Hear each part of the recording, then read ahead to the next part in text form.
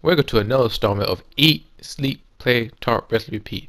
And this is the second round of the Best of 5 series. I'm leading the series as 1-0.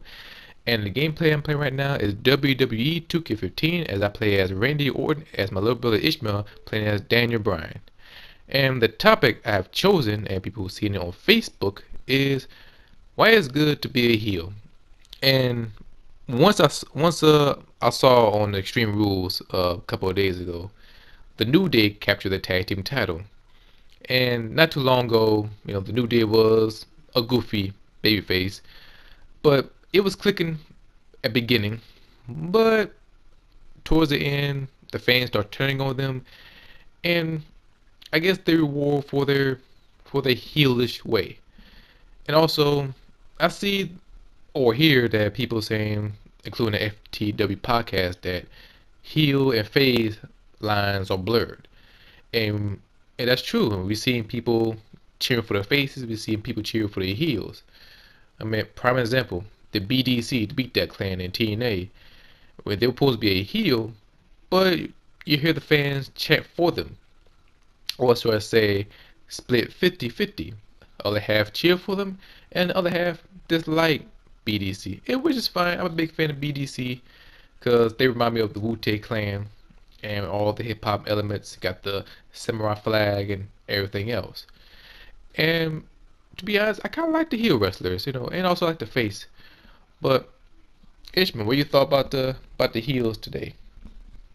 So why not the Hughes have been getting better opportunities?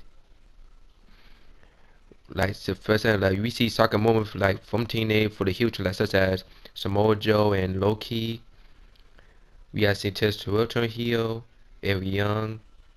Like there's so many heel turns. Like even the good guys like become last, and the bad guys become first. And also everybody like EC3 because he's a bad guy, but everybody like him because due to his character. First ever we heard like you can Wrestle Champ respond back to like yes I can. You don't think so? For lockdown 2014, like nobody ever like respond to the you can Wrestle Champ before. And I like EC3 as well because back in the day in NXT era, or should I say his run, he was Derek Bateman, and I feel like his character was going nowhere. But when he go to Impact Wrestling, the first thing he step in, he become EC3. He made a huge impact. I mean, matches, promo, his mic skill, and his last match. Well, not last match, but a couple matches before that, or back in the days, when he fought Rockstar Spud in the hair versus hair match. And to be honest, that's one of the best hair versus hair match for a long time. Because usually we don't take, hair versus hair match or any kind of gimmick that serious. But the way EC3 and Rockstar Spud, the way them two, tore the house down, that match becomes so damn good, you forgot it was a hair versus hair match. But back in the day, we talking about the 90s and the 80s, earlier time. When we see a heel, we boo them. Doesn't matter how good the mic skill is, doesn't matter how good the match is, we boo them and we play a part of it. That's an old school traditional pro wrestling kayfabe, you want to say. And today era, all that stuff is excuse me, all that stuff has changed. I mean, look at CM Punk. When CM Punk was the heel during his run in a Nexus, the new Nexus run, when he dropped the pipe bomb, everybody loved him. And we can't say the same thing with other wrestlers outside from WWE. You know, back in the day in WCW, we've seen Goldberg. He tried to turn heel and it didn't click right. And he would explain it to himself or to the audience in the WCW Rise and the Fall document when he say he didn't feel right becoming heel because the kids look up to him and he just didn't fit for his persona. I wish that made more sense. Much better than John Cena, who was the face for the past 10 years, and he was willing to turn heel, but the WWE is afraid to pull the trigger, and John Cena, or should I say half and half, say that he don't want to disappoint the kids and try to impress all other people, which that was some bullshit. But back to the heel talk, and this verses remind me of from the hip hop artist, I think from Kanye West, when he say this line, "You had to be a bad guy to win an Oscar," and that line connected to professional wrestling today. I mean, when you look at prime example of Triple H, he was a heel for a very long time.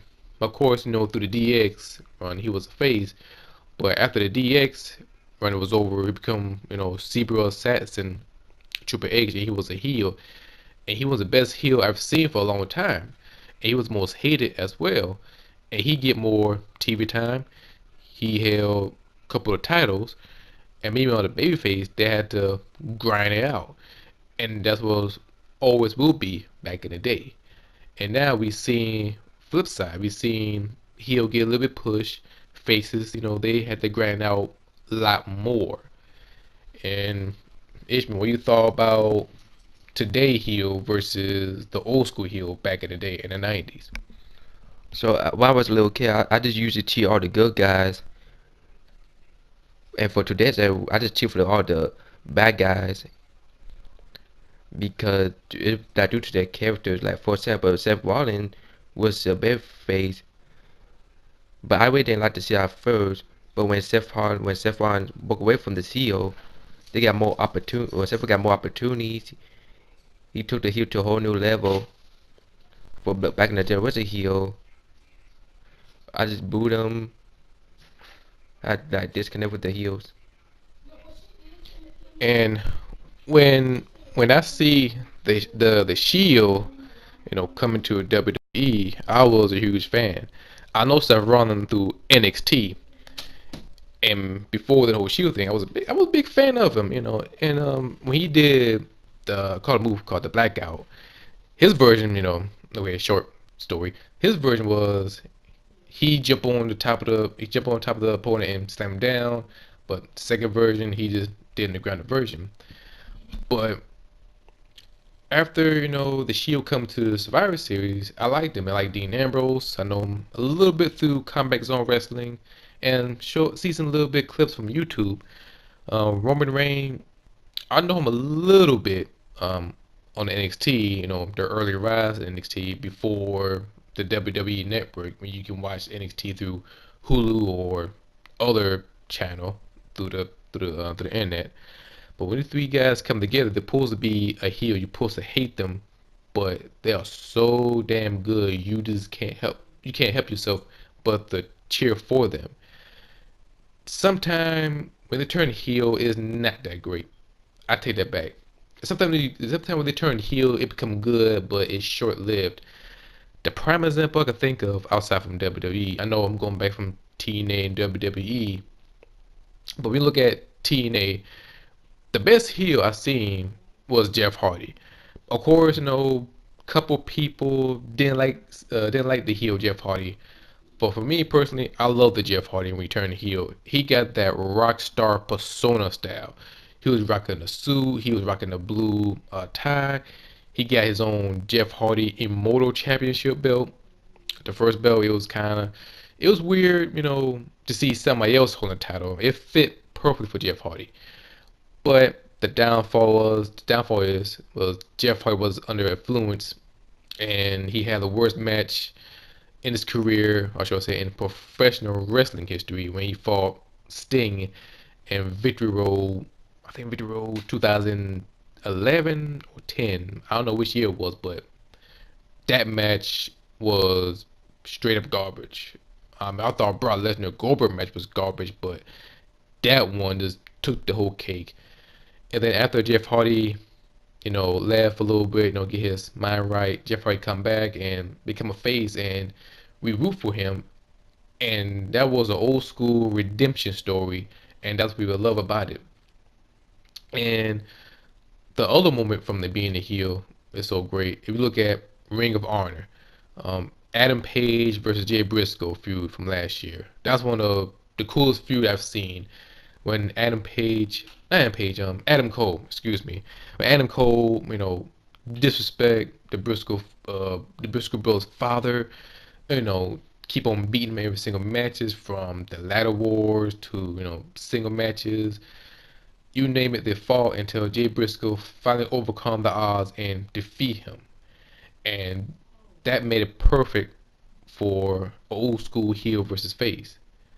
And when we look at a heel, not everybody meant to be a heel. And Ishmael, who is like the worst heel you've seen as a wrestling fan? Let's see.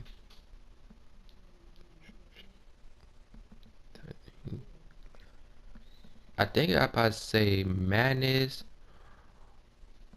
or I don't think it's Madness.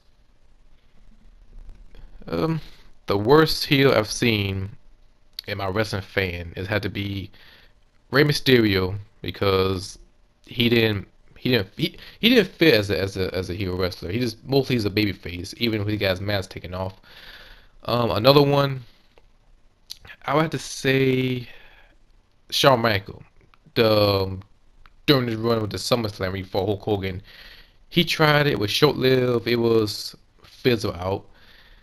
Another one I try to think of. I would have to say, try to think. That's the one that I can think of. Oh yeah, Ryback. Ryback, he was too, he tried to be the big guy, tried to be a bully, but he he he was an okay heel, and I would never forget when he did the spear and the jackhammer, and the last year a live event show. We come down here to Columbia, South Carolina. He just did that to made the fans mad, but back to the current days of era, in the today era, being a heel, you gotta make it be a good heel, and that's what fans love and like about. Because look at Austin Aries, he was a good heel, and we still love him. Dolph Ziggler, he was a good heel, we still love him. Even Stone Cold back in the day, he was from a heel to a good guy. And that's the match, and I won the round two. Yeah. Yep. But anyway, I won the match. Is 2-0, and leave a like button. Give your feedbacks. Give me your comments about who's your favorite heel. What you thought about today heels. Do you think the heels, is over the kayfabe world? Do you think is a blurred line between the face and the heel? And give me your thoughts about it. Leave your feedback about it. And until then, I see you guys in the third round of the best of series match. If you got anything to say? No. Alright. Well, that's the topic. That's the video. I see you guys next time. Until then, see you later. Bye. Bye.